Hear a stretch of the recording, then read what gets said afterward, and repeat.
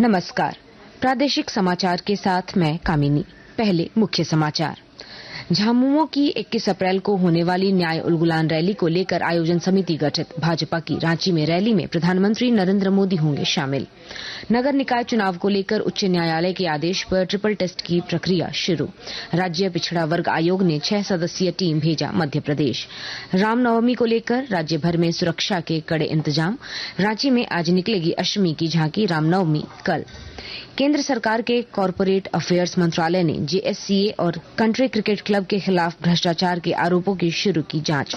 और मौसम विभाग ने झारखंड सहित 20 राज्यों में इस साल मानसून में सामान्य से ज्यादा बारिश की जताई संभावना। और अब समाचार विस्तार से।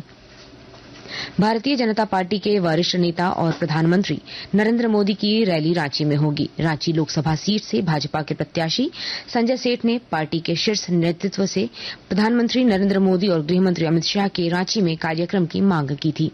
इसकी मंजूरी पार्टी के शीर्ष नेतृत्व ने दे दी है। जानकारी के अनुसार जल्द ही रांची में प्रधानमंत्री नरेंद्र मोदी की सभा होगी। हालांकि इसकी तिथि अभी तय नहीं की गई है।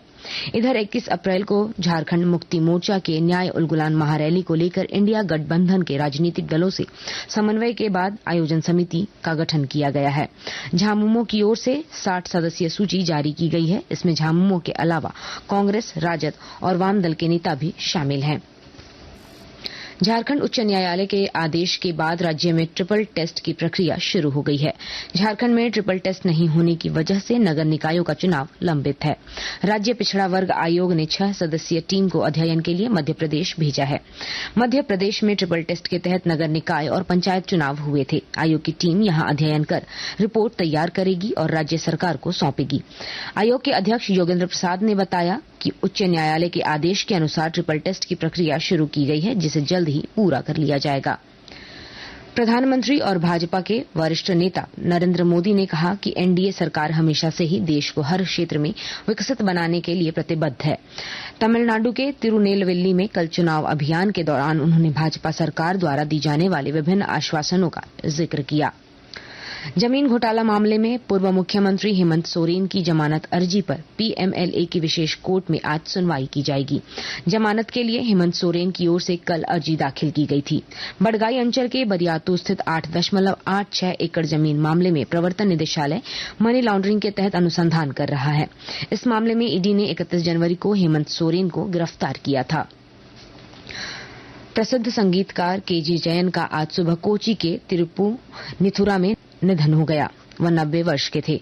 अपने भक्ति गीतों के लिए जाने जाने वाले जयन ने 1000 से अधिक गीतों की रचना की और कुछ मलयालम और तमिल फिल्मों के संगीत निर्देशक रहे हैं। अब वह अपने जुड़वा भाई दिवंगत केजी विजयन के साथ दक्षिण भारतीय संगीत की दुनिया में जया विजया भाइयों के नाम से जाने जाते थे। गुमला जिले में लोकसभा चुनाव को लेकर तैयारियां तेज हो गई हैं। विस्तृत जानकारी के साथ हमारे संवाददाता। लोकसभा आम चुनाव 2024 के निमित्त 13 मई को गुमला जिले में होने वाले मतदान से पहले ईवीएम के रेंडमाइजेशन का पहला चरण विधानसभावार जिला निर्वाचन अधिकारी सह उपायुक्त कर्ण सत्यार्थी के देखरेख में संबंधित अधिकारियों और राजनीतिक दलों के प्रतिनिधियों की उपस्थिति में पूरा कर लिया गया है। जिला निर्वाचन पदाधिकारी ने मतदान से पूर्व रेंडमाइजेशन को लेकर बताया कि यह प्रक्रिया बिना किसी व्यक्ति के हस्तक्षेप के स्वतंत्र एवं निष्पक्ष चुनाव सुनिश्चित करने के लिए किया जा रहा है। उन्होंने उपस्थित राजनीतिक प्रतिनिधियों को रेंडमाइजेशन प्रक्रिया के बारे में बताते हुए उन्हें आश्वस्त किया कि पूरे क्षेत्र में स्वतंत्र एवं निष्पक्ष चुनाव सुनिश्चित करने के लिए सभी आवश्यक व्यवस्थाएं की गई हैं। आकाशवाणी समाचार गुमला। आकाशवाणी के ताजा तरीन समाचारों के लिए आप हमारी वेबसाइट newsonair.gov.in पर लॉग ऑन कर सकते हैं। ताजा समाचार X handle @AIR news alerts और Facebook page All India Radio news पर भी उपलब्ध है। आप प्रादेशिक समाचार एकांश के X handle @AIR news _Ranchi और फेसबुक, इंस्टाग्राम पेज तथा YouTube channel AIR news Ranchi पर भी हमारे बुलेटिन सुन सकते हैं। प्रादेशिक समाचार आप आकाशवाणी रांची से सुन रहे हैं। रामनवमी को लेकर राजधानी रांची सहित राज्य भर में सुरक्षा के कड़े इंतजाम किए गए हैं। रांची में पुलिस पदाधिकारियों सहित 2000 से अधिक जवानों की तैनाती की गई है। रांची में आज पूजा समिति और अखाड़ों द्वारा अष्टमी की झांकी निकाली जाएगी। इस वर्ष 2 दर्जन से अधिक बड़ी झांकियां रांची में निकाली जाएंगी। वहीं रामनवमी शोभा यात्रा रांची में कल निकलेगी। रांची में पहली बार वर्ष 1929 में रामनवमी की शोभा यात्रा निकाली गई थी। रामनवमी को लेकर जामताड़ा जिले के शहरी एवं ग्रामीण क्षेत्रों में उत्साह का माहौल देखा जा रहा है। बाजारों में महावीर झंडा से बाजार पटा पड़ा है। वहीं कल समाहरणालय परिसर स्थित पंचायत रिसोर्स सेंटर सभा भवन में जिला स्तरीय शांति समिति की बैठक आयोजित की गई। जिलेवासियों से रामनवमी एवं चैती दुर्गा पूजा के दौरान आपसी भाईचारे, शांति एवं सौहार्दपूर्ण वातावरण में पर्वों को मनाने की अपील की गई। गोड्डा जिले के ठाकुर गंगट्टी प्रखंड के मिश्र गंगट्टी पंचायत के चजोरा गांव में आग लगने से 2 घर जलकर राख हो गए। इससे घर में रखा अनाज, कपड़ा एवं अन्य सामान सभी जल गए। दोनों घर के लोग मेहनत मजदूरी करके भरण पोषण करते थे। वहीं महागामा प्रखंड के जमाईडी पंचायत के करकटडीह गांव में बीती रात आग लगने से आदिवासियों के 3 घर जलकर राख हो गए।